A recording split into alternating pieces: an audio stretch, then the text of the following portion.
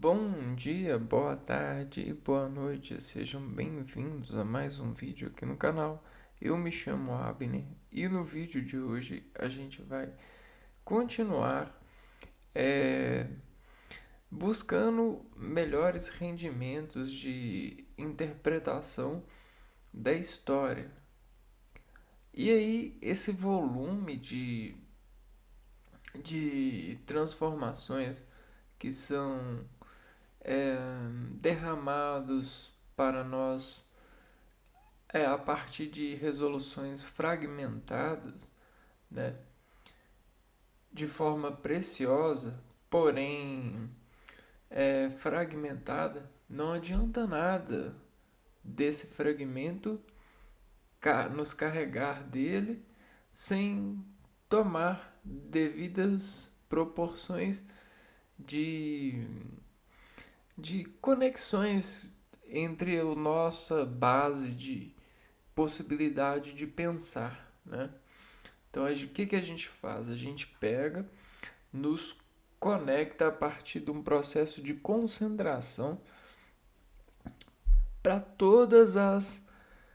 é, todos os fragmentos que estão, né, decodificados no extrato da história, né, no insumo da história. E isso consegue nos embelezar representativamente para que a gente consolide e fique na história é, sabendo, né, desapertando contrações para avolumar saber, para quando nos desenvolverem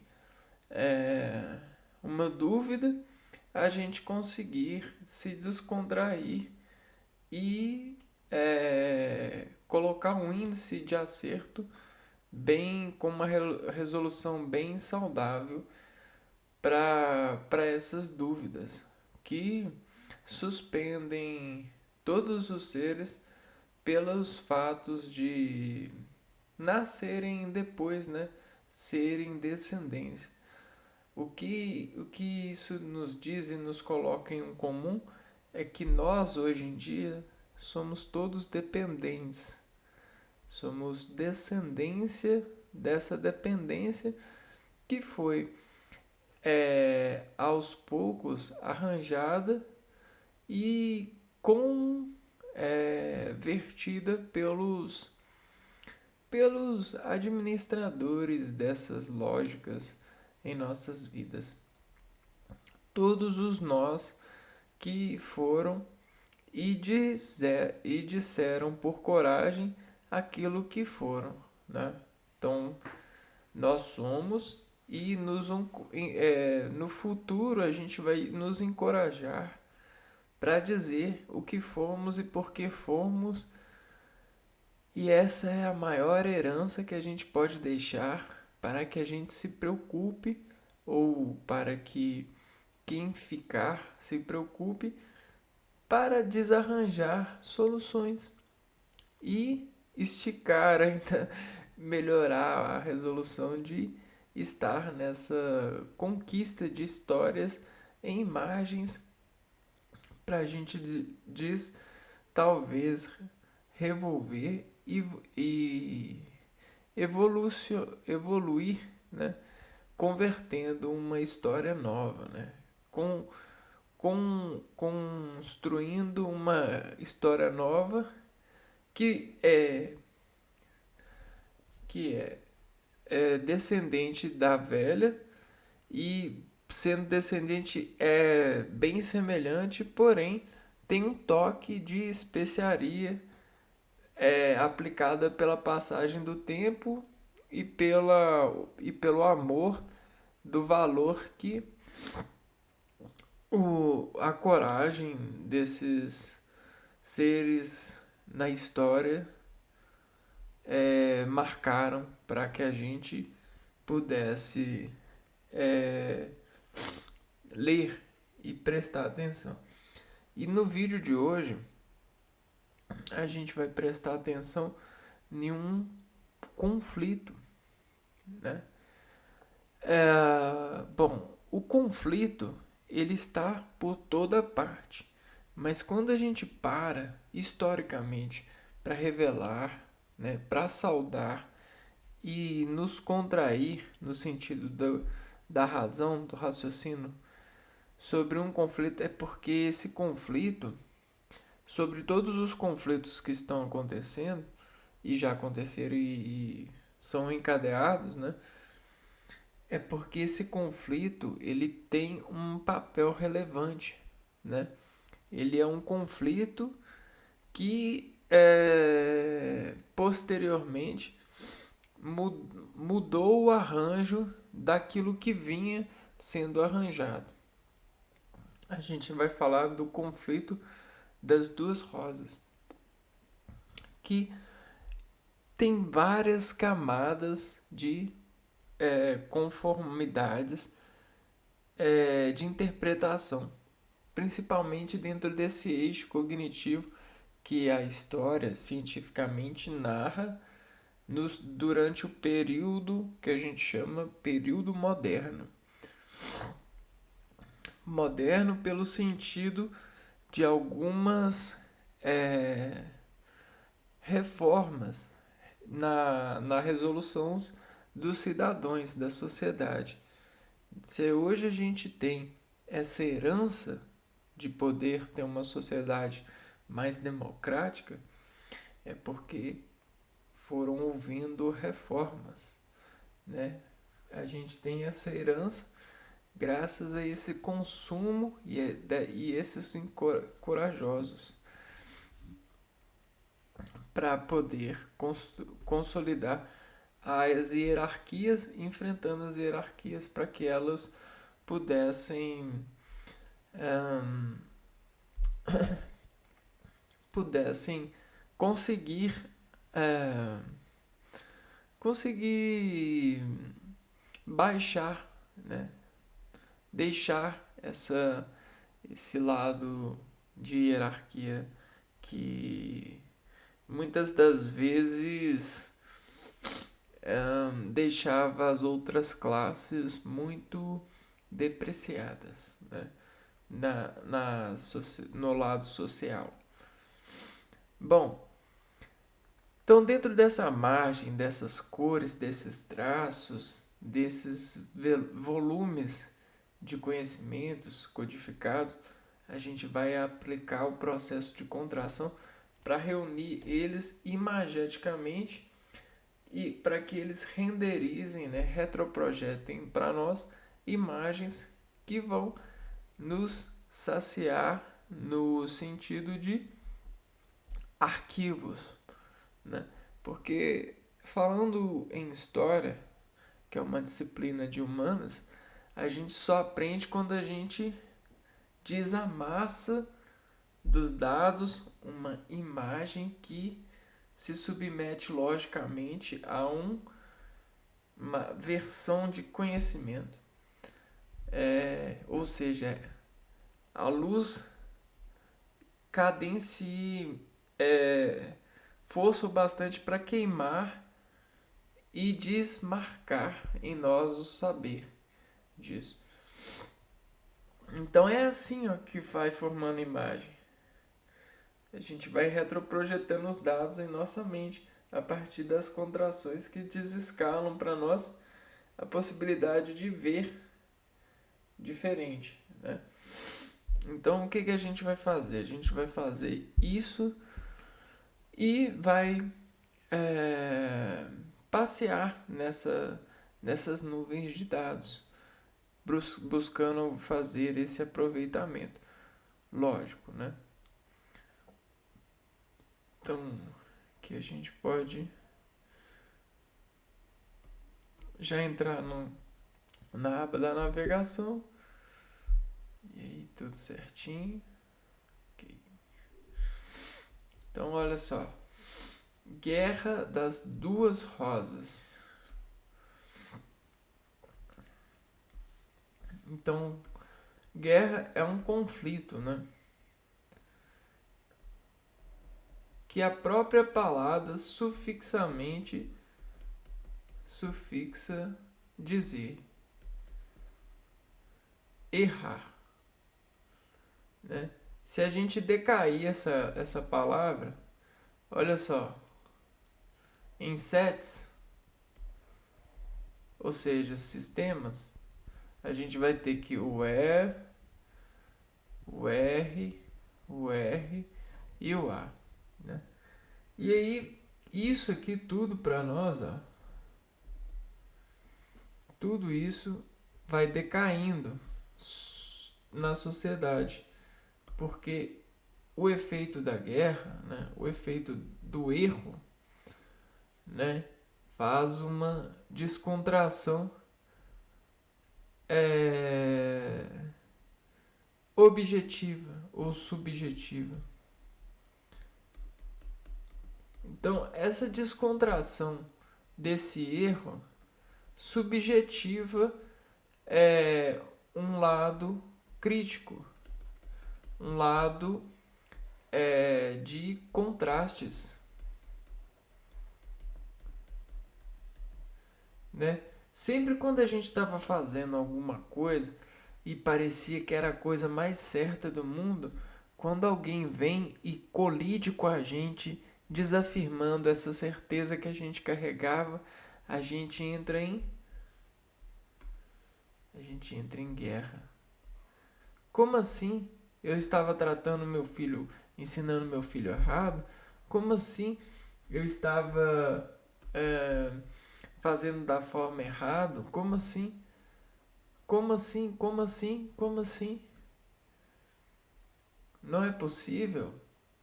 Você agora vai querer me ensinar?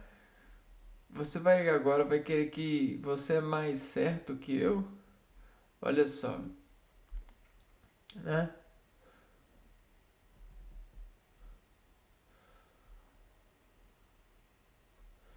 Só que pra gente entrar em uma coisa de desamarrar o lado da guerra entre operações, né? Nesse caso, as duas rodas aqui, ó, desculpa, as duas rosas aqui significam dois reinos de castelos mesmos,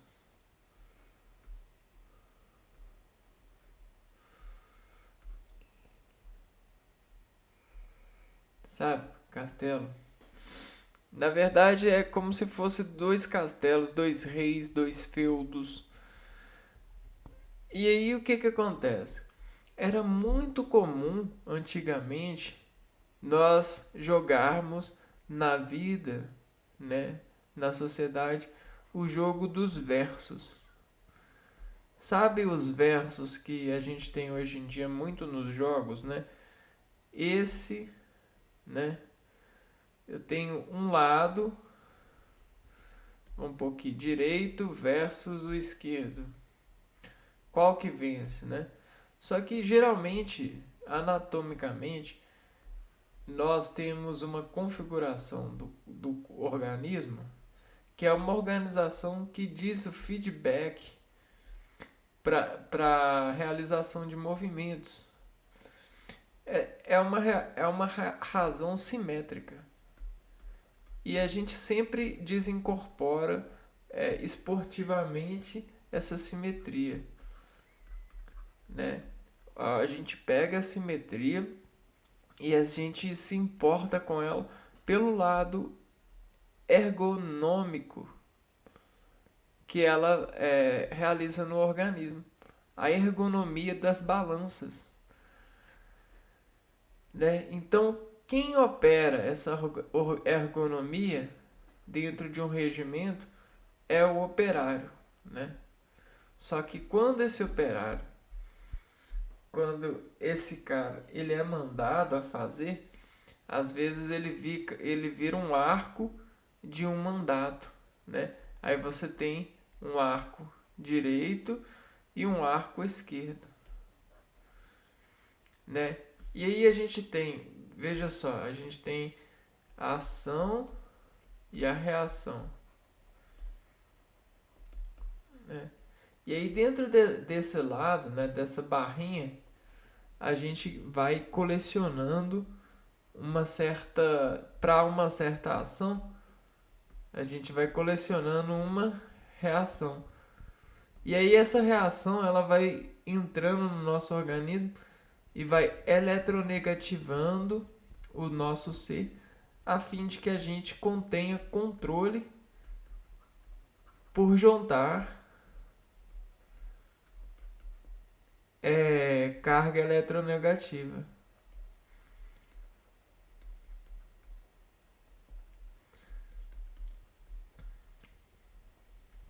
Muitos pais conhecem isso na prática, juntando cargas eletronegativas dos seus filhos, né? Porque os seus filhos eles são jornalistas quando estão numa fase de crescimento. Bom, passando em diante, né? O mundo ele se pega no desaflorescendo e errando para poder buscar mais acertos, né? Acertos, e o que são acertos na nossa sociedade? Acertos são quando a maioria a maioria aceita. Então, acertos são quando a maioria acerta. O que são acertos? São quando a maioria aceita. Só que a gente tem várias formas de fazer com que a maioria aceite. Nós temos várias formas. Uma delas é você propagar ideias, né? E aí a gente está falando de reis. A gente tem o lado midiático, a gente tem o lado do salário, a gente tem o lado do gosto. Então a gente tem várias formas de fazer com que a maioria aceite. E o que os reis procuram? Os reis procuram enigmatizar, fazer uma eleição de imã na sociedade. E aí trazer essa sociedade para acertar sobre a sua configuração, né? E aí a guerra, ela rola sobre isso. A guerra, ela tem esse sentido de fazer uma atração dos povos. Então, o que é a atração dos povos? É colocar os povos, né, a favor do seu reinado. Então, vamos lá. Vamos entender, né, essa parte da história que chama Guerra das Rosas. Aqui, ó. Guerra das Duas Rosas. O que foi? As causas e principais disputas. A Guerra das Duas Rosas foi um conflito dinástico. Então aqui, ó, dinástico. O que é dinástico?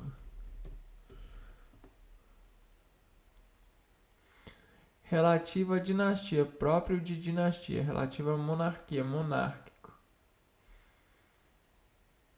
Dinastia é a série de reis e rainhas de uma mesma família que se sucedem no governo, né?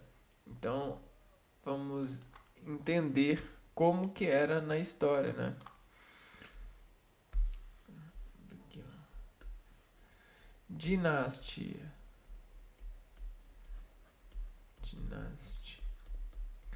O que é uma dinastia, então?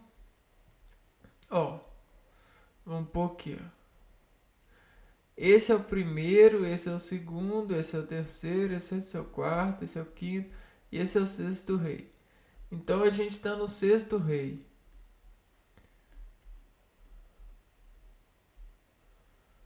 Vamos supor que a gente está no sexto, ó. E aí, esse sexto, ele tá desarcando o seu reinado, né? Então, se a gente trazer para cá, ó, esse rei, ele tá, ó, fazendo o seu reinado, né? Desarcando aqui.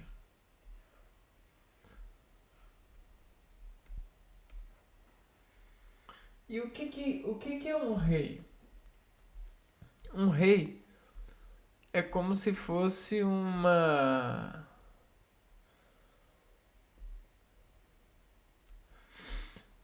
solução para investigar, né? Você pega um rei e você investiga a partir do rei aquilo que ele diz ser importante. Então, um rei, ele é o cara que mais quer se importar, né? Porque todos estão para o rei, né? Todos estão para obedecer ao rei. Então o rei, ele se importa muito. O rei se importa. É um cara que surgiu para se importar. E aí, sempre quando o rei se pronuncia, quer dizer que a pronúncia do rei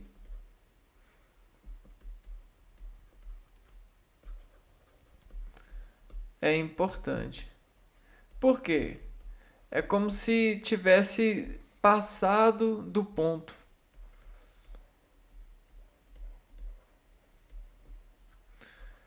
Imagina que você está assando uma massa, um pão. E se ele passou do ponto, ele se pronuncia dourado. Ele começa a dourar. Dourar. Então, dourar quer dizer que já passou do ponto. Só que a gente está falando da massa da sociedade que o rei preocupa, que o rei nasceu para se preocupar.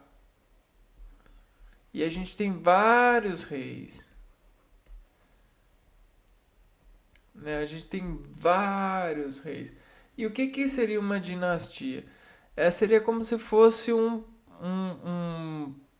um padeiro que passou o ponto para o filho, e o filho passou o ponto para o neto, e o neto e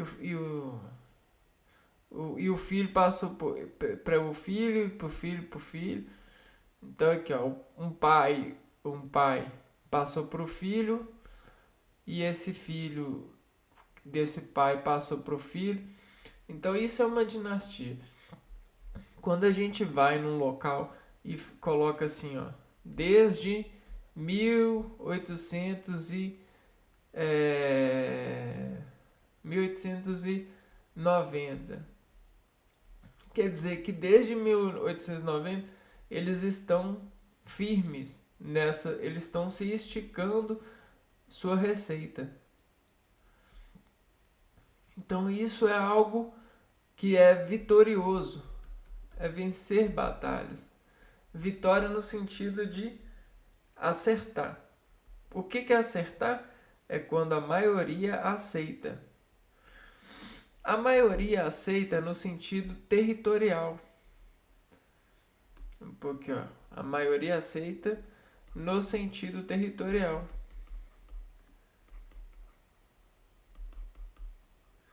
Então essa dinastia aqui, ó, ela tem um feudo. O que é um feudo para essa dinastia? É como se fosse uma região onde a padaria está aberta funcionando desde, sei lá, que data, entendeu? Isso é muito interessante.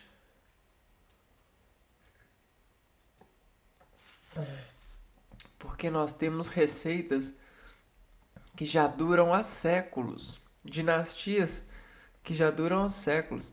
O que é uma dinastia? Então, não é uma receita de pai para filho. Então, qual que é a receita campeã?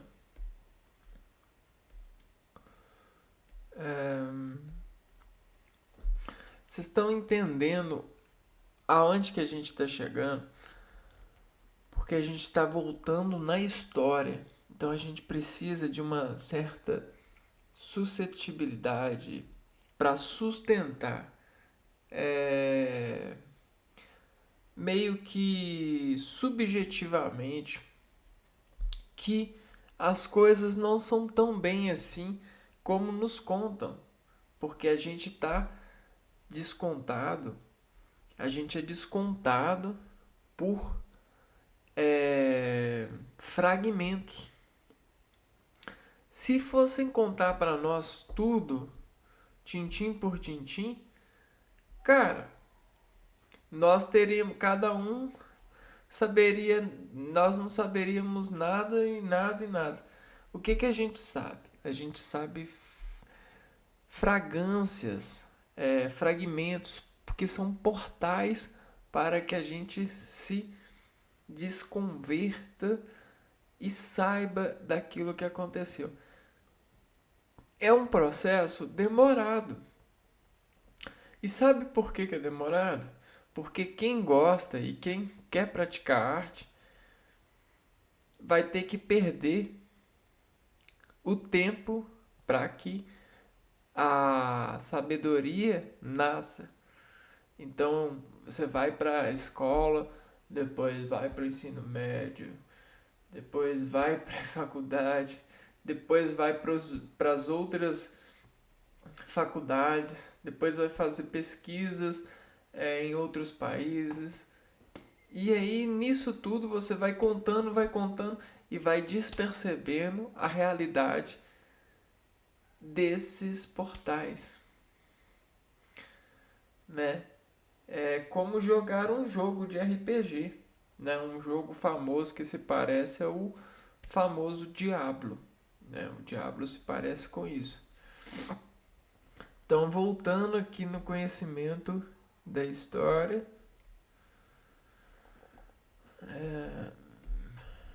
que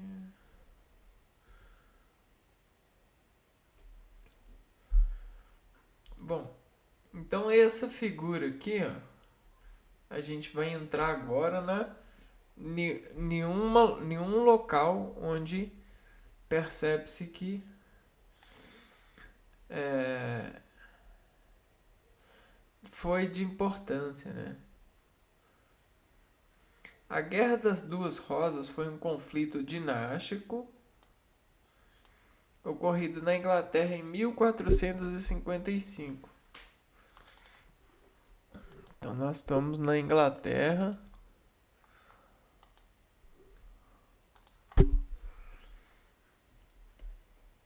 Inglaterra. 1455. Então imagina só que você está com o seu pai, com a sua família, aqui desse lado da rua e você abre um mercado. Né? E aqui aí você começa a ganhar bastante dinheiro. E aí você começa a sonhar, a sua família começa a viver bem, você se acostuma com essa vida. Aí de repente aqui, ó, bem aqui na frente aqui, um camarada abriu um mercado.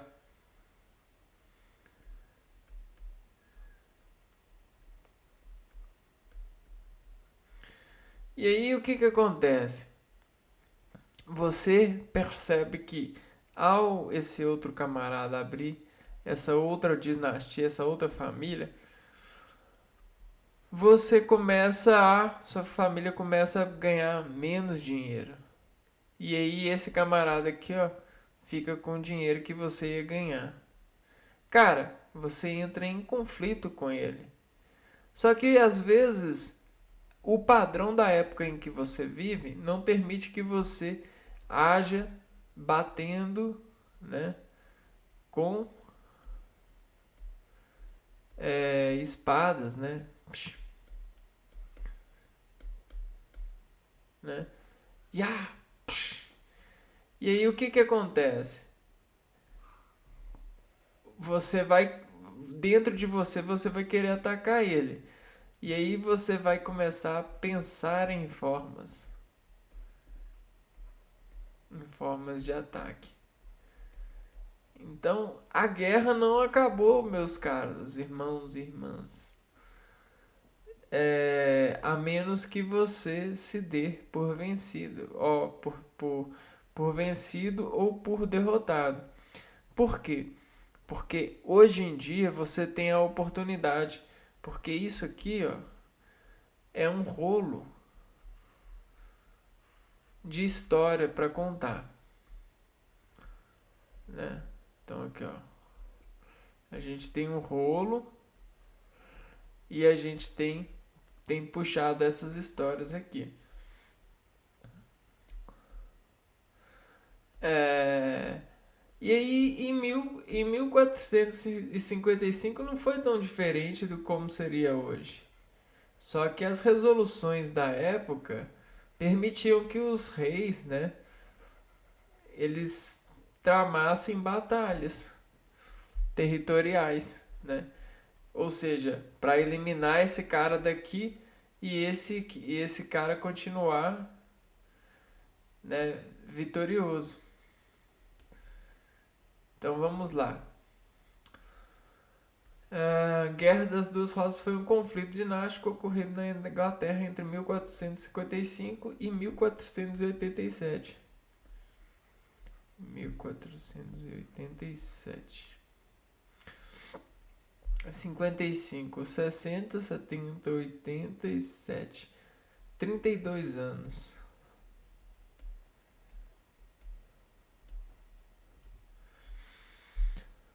As batalhas envolveram a casa dos Lancaster e a casa de York. Lancaster. E aí, olha só o versus. O York. Que disputavam o trono inglês. Então, para eles aqui, ó, era o trono inglês.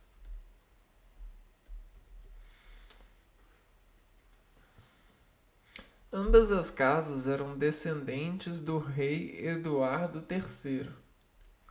Então, os dois descendiam do Eduardo III.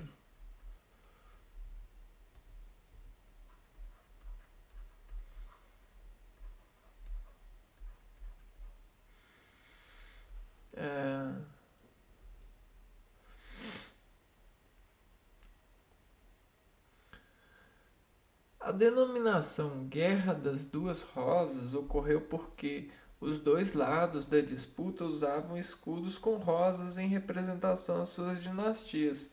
Os Lancaster usavam uma rosa vermelha e os York uma rosa branca. Então, vamos lá. Lancaster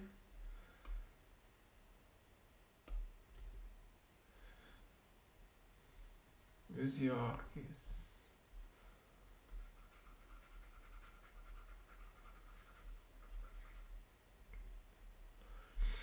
Foram 3 décadas marcadas por intensa violência na Inglaterra.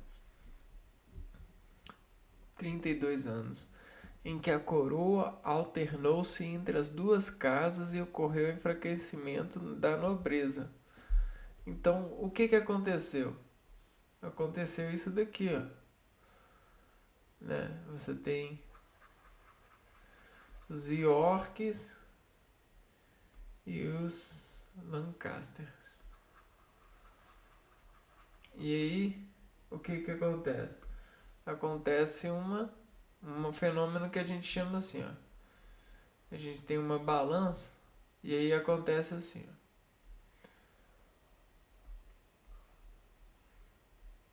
Né? Então, olha só.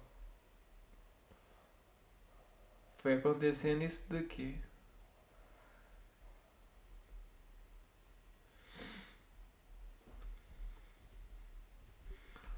Um pouquinho.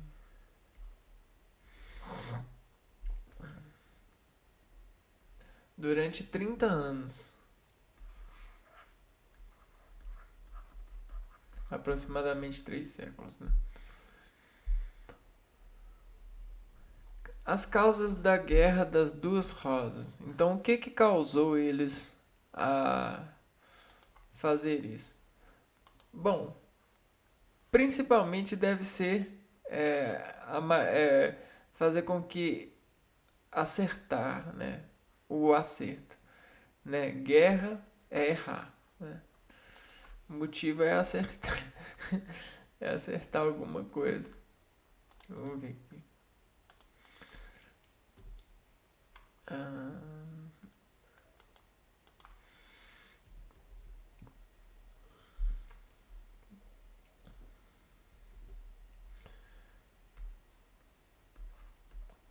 causa da guerra.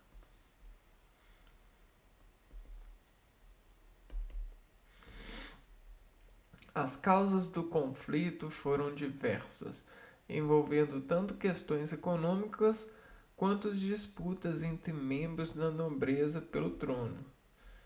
Então, questões econômicas. Então, tá vendo como a economia ela é muito importante?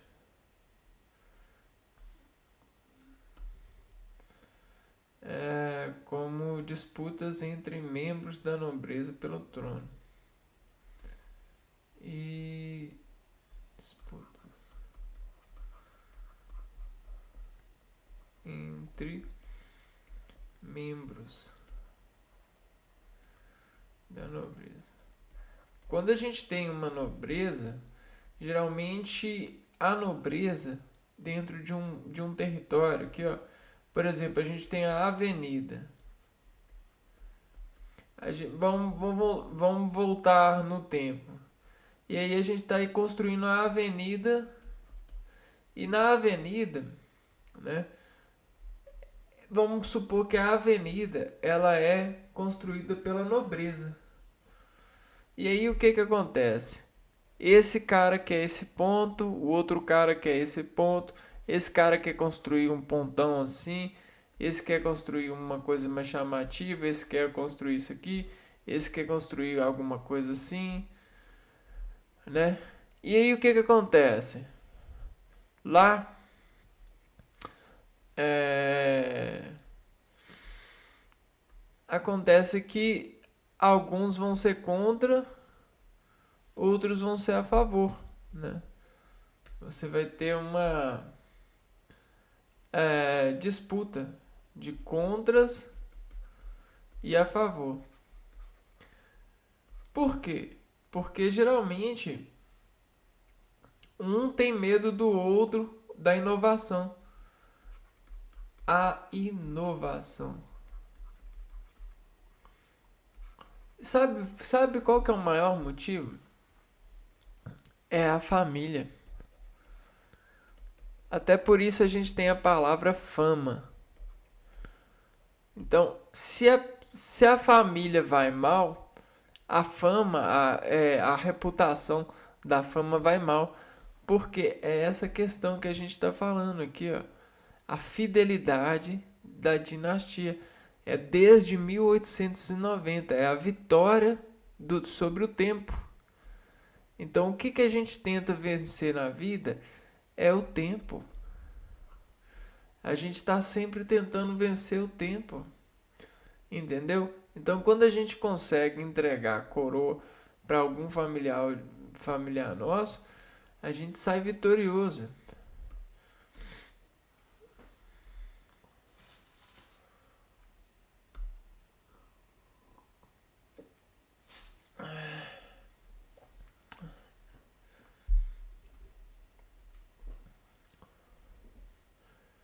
E aí, por isso que eu te falei, a gente precisa de ter uma certa subliminar na parte, porque essa era a época, pessoal, lá na Inglaterra que as coisas estavam começando a serem caminhadas para a digressão dos feudos, né? Dessa hierarquia e a construção de uma sociedade, uma sociedade. Vamos lá.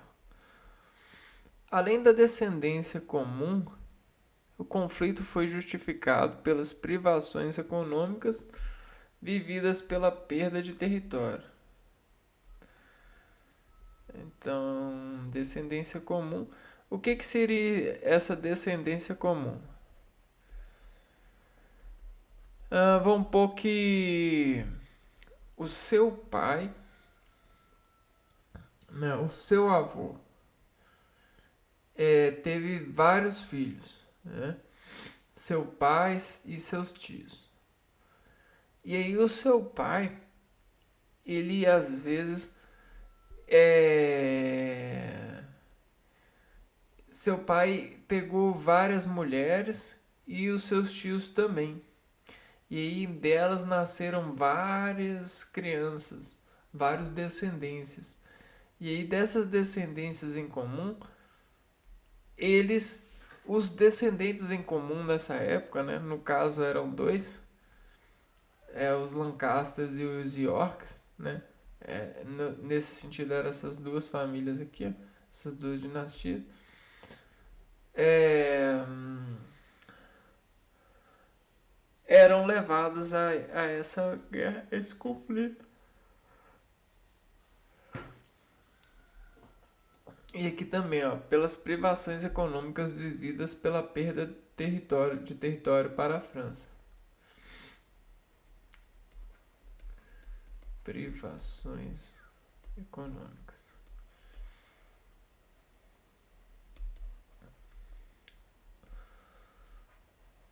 Pela perda de território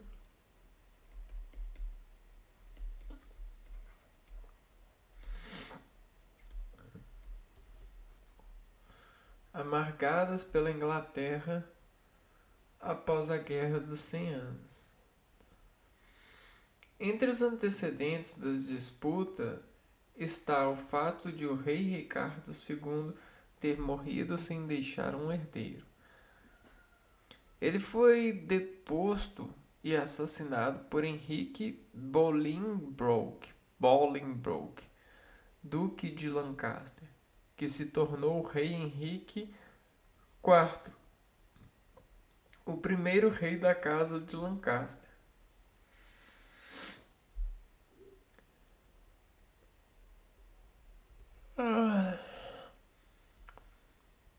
Então, quando a gente tem um negócio e morre sem deixar um herdeiro, as pessoas elas procuram o herdeiro mais próximo e aí às vezes as pessoas entram em guerra, né? França.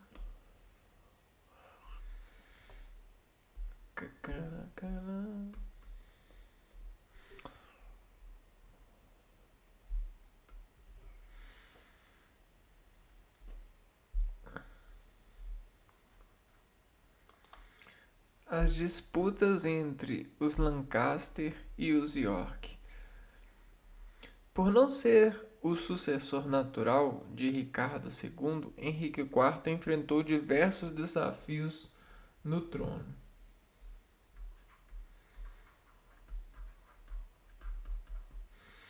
Então, como esse Henrique IV, ele só foi para o trono dos Lancaster porque ele matou, né, como foi explicado aqui, ó, Henrique, primeiro rei da casa de Lancaster. Então aqui, ó, o Ricardo II ter morrido sem deixar um herdeiro. O Henrique Bolingbroke. Então, esse Henrique aqui, ó, que assassinou o Ricardo II, se tornou o Henrique IV, primeiro rei da Casa de Lancaster. E aí, a, diversos desafios ele precisou vencer para se manter no poder. Ainda assim, Henrique IV manteve-se no trono e morreu em 1413, quando seu filho Henrique V foi coroado. Esse invade a França após um episódio de conspiração. E aí, esse cara aqui, ó, esse invade a França. Invade a França. Você pode interpretar como se a sua família, a sua dinastia, é, pega a receita do pão francês, né? Receita do pão francês. Isso é invadir a França. Francês. Isso aqui, ó. Você pegar a receita da França, cara, você pegou a França de jeito, né? Casa-se com a princesa francesa Catarina. É, então a gente vai ter o Henrique V casado com a Catarina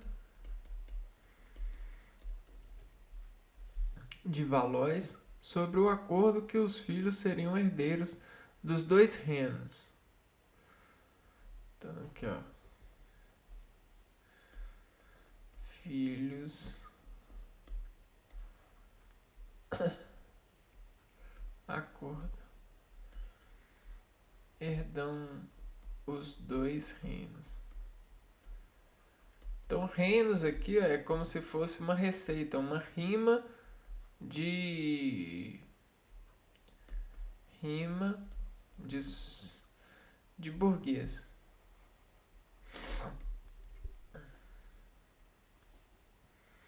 Henrique V morreu em 1422, deixando como sucessor um filho pouco meses.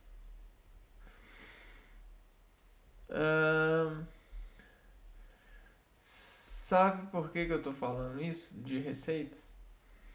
Porque geralmente todo o empreendimento que a gente tem na natureza, os códigos, as matemáticas, as receitas com os alimentos, a forma de preparar melhor, tudo isso que a gente tem graças a Deus e graças aos nossos irmãos e irmãs que têm lutado para nos dar melhores oportunidades de lidar com as coisas, é claro, ganhando ganhando suas trocas.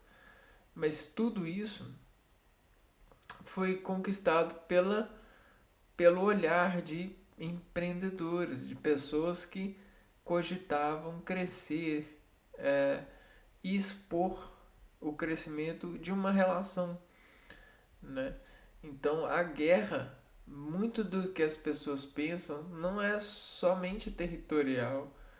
A gente pode colocar territorial como se fosse um ponto, né, em uma avenida. A gente pode, a gente deve entender como se fosse ah, comercial mesmo, sabe? A gente tem muita relação nesse dado de comércio, muita relação nesse dado de empreendimento, de trabalho acadêmico, no sentido, por exemplo, de criar um sistema lógico para poder conter a oralidade das pessoas, essas investigações, tudo esse primor, né? Por exemplo, você pode ter, até mesmo no mercantilismo, você tem os reis lá que cuidavam dessa hierarquia, né? Que é tema da modernidade também. Então a gente precisa de ver, né, que como os feudos, os reis, eles compartilhavam coisas entre si, quando dentro dessa compartilhar o camarada pegava e roubava sua receita de ganhar, ele meio que ele meio que arriscava a colocar o negócio do camarada em jogo, né? Então é mais ou menos essa visão.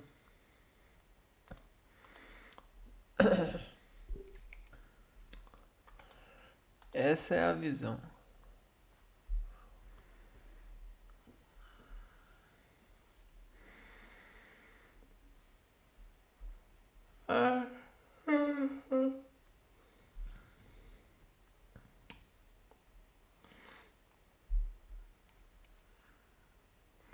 Ao completar 8 anos de idade, Henrique VI é coroado rei da Inglaterra e França. Então agora a gente já está vendo o Henrique VI. O Henrique V morreu em 1422, deixando com sucessor filho de poucos meses. Ao completar 8 anos, então, o filho do Henrique V, o Henrique VI é coroado rei da Inglaterra e França. Né? Então, o Henrique VI, filho de Henrique V com a Catarina, que ficou combinado de herdar os dois reinos, vai herdar a Inglaterra e França. O trono francês, contudo, foi restaurado por Carlos VII, dado a não aceitação do rei inglês pela nobreza francesa. Então, o doutor Carlos, o rei Carlos VII, ele vai restaurar o trono francês. Ao longo do seu reinado, Henrique VI protagoniza episódios de insanidade e sua capacidade de governar é colocada à prova.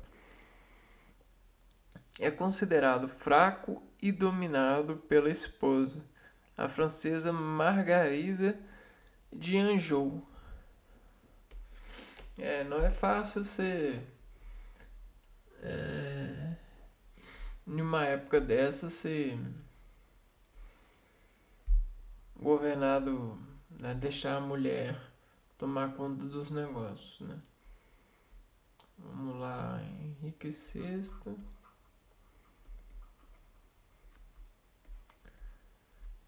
e Margarida.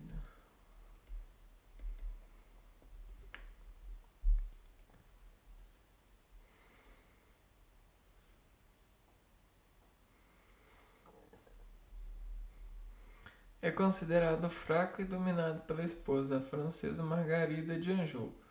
Devido aos problemas mentais do rei, as responsabilidades pelo governo da Inglaterra ficam a cargo de Ricardo, Duque de York, nomeado protetor do reino em 1454. Então, problemas mentais do rei Henrique VI.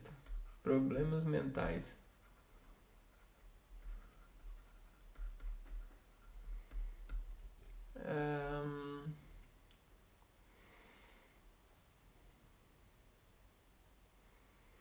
Duque de York. Então, dos Lancasters foi para o Duque de York, em 1454. Ricardo de York era o mais rico e poderoso dos duques ingleses. Além disso, era bisneto de Eduardo III.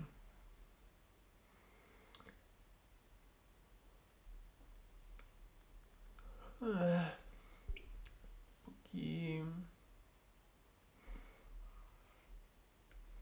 Ricardo.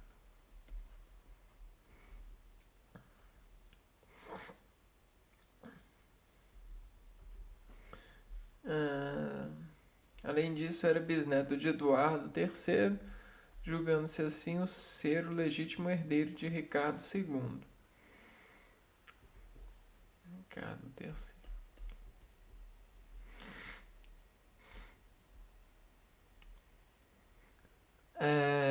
Após a retomada da sanidade de Henrique VI, em 1455, Ricardo recusa-se a deixar o poder, dando início ao conjunto de batalhas posteriormente denominadas como Guerra das Duas Rosas. Então a guerra é contra o Henrique VI e o Ricardo III.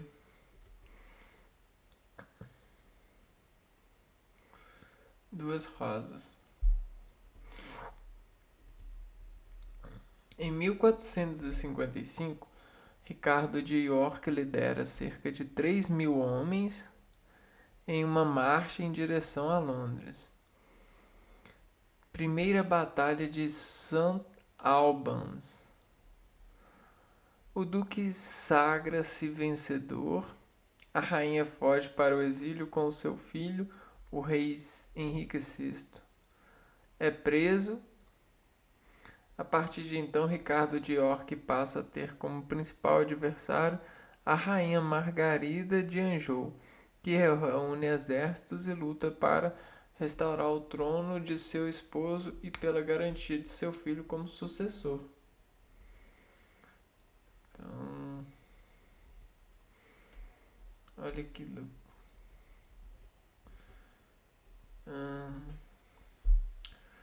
Ambos os lados travam sucessivas batalhas até que em 1460 Ricardo de York é morto na Batalha de Wakefield.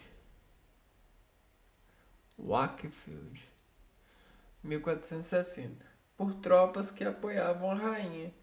Contudo, este fato não marcou a queda definitiva dos Yorks.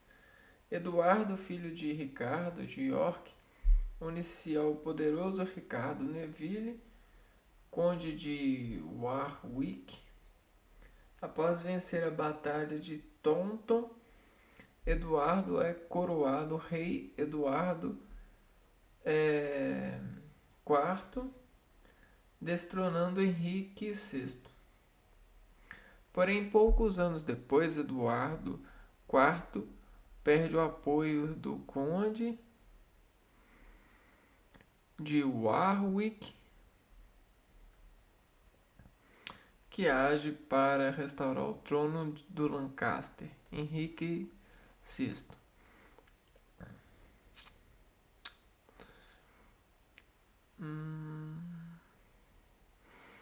No ano seguinte, Eduardo recupera a coroa, matando em batalha o conde de Warwick e o filho único de Henrique VI. Margarida de Anjou foi a presa de Anjou.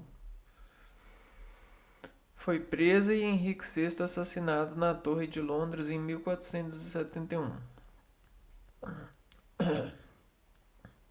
Quando a disputa parecia ter sido encerrada a favor do York, uma nova reviravolta acontece em decorrência da sucessão de Eduardo IV, que morreu subitamente em 1483. O rei seria então sucedido por seu filho Eduardo, de apenas 12 anos, porém seu tio Ricardo, duque de Gloucester, ambicionava o trono. Este manda prender o sobrinho Eduardo e Ricardo na Torre de Londres, enquanto exerce a regência da Inglaterra sob o título de protetor do reino. Corriam rumores de que Ricardo teria assassinado seus sobrinhos para assim ser coroado como rei Ricardo III em 1483. Este ato inspirou o dramaturgo William Shakespeare a escrever a famosa peça teatral Ricardo III. O suposto crime choca a nobreza, o que acarreta a perda de apoio para os York.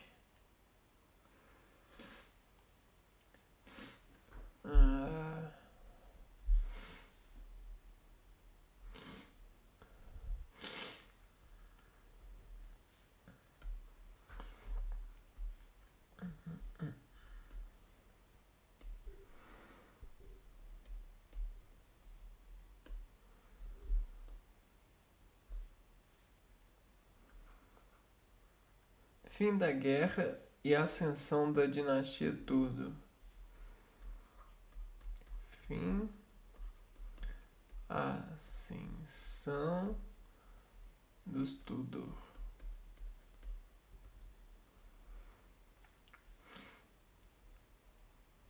Para restaurar o trono, os Lancasters apoiam a ascensão de Henrique Tudor, conde de Richmond. Então, os Lancasters apoiado pelos Lancasters.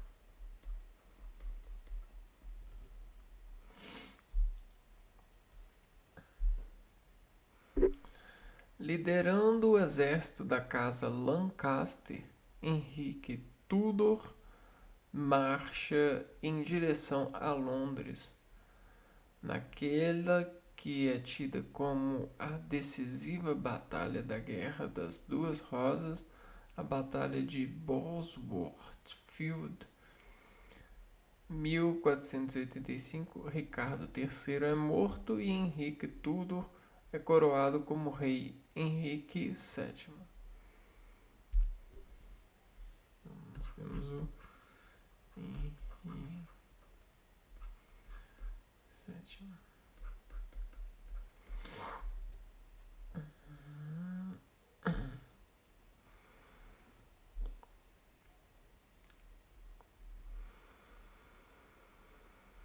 Os Yorks ainda fazem uma última investida para destronar o rei. A Batalha de Stockfield, Campo de Stock. Mas são derrotados. O novo rei casou-se com Isabel de York, filha de Eduardo IV, unindo as casas rivais, Lancaster e York, pondo fim à Guerra das Duas Rosas e dando início à nova dinastia Tudor.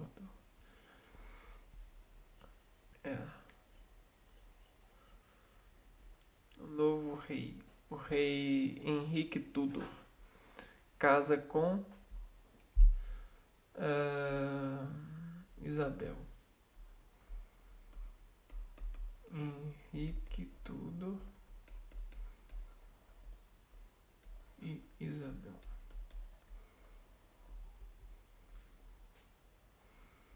De York, então Lancaster e York.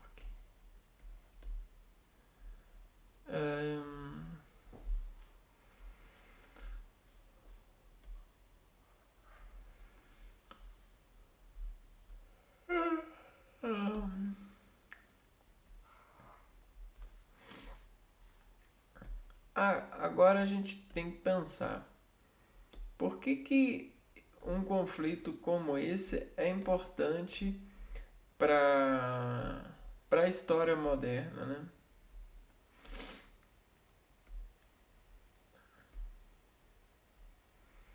Por que um conflito é importante para uma história moderna? A gente tem aqui as sucessões de reis no poder. E todos os reis, né, nessas sucessões, eles se perguntavam como empreender melhor. Né? Então, não é que o ser humano ele está fazendo errado, mas que sobre um processo de competição ele se vê errando quando o lucro sai do seu lado, né? Como a gente viu naquela avenida entre dois comércios, né? E naquela definição de acerto, né? Porque o que é acertar? É a união da massa em função de acreditar que é aceita, né? Que é o acerto. A união faz a força, não é? Então, quando a gente tem uma sociedade embanhada pela união, né? o rei que consegue unir melhor essa sociedade, ele vai ser predileto, né? E a dinastia, ela tem essa questão para ser resolvida, porque a dinastia, né, é a peça que opera cuidando da sociedade, do feudo. Então isso é muito importante, porque né, marca para nós uma certa fim ao conflito, onde é estabelecido, né, ah, alianças, modificando a forma de pensar. é, e aí acaba que eles acabam que se unem no final, né? Os Lancaster e os Yorks. Mas a gente tem esse lado que é bastante legal operar, né? Tentando fazer a profundidade dessa questão, porque olha só, é quase 500 anos atrás, ou mais, né? Então, são muitos anos. O que não dá para fazer com 500 anos, né? Então, é muita potência, é muita coisa acontecendo. É, e é isso, né? Esse foi o nosso estudo de hoje. A gente foi e tentou desarquivar um pouco desse reflexo de tentar operar esses dados na nas nossas descontrações de reacontecer sobre esses portais a impressão daquilo que provavelmente diz ter uma parte de acontecer nisso, né? E aí a gente fica sabendo e desembala por esse saber, né? Nesse caminho dos conhecimentos. E sucessivamente vamos nos potencializando dessa arte. E é isso então, pessoal. Nós estamos bem sobre esse ponto de vista. E aí a gente, no próximo vídeo, a gente continua falando sobre temas da Idade Moderna. Vou ficando por aqui, um abraço para vocês e fui!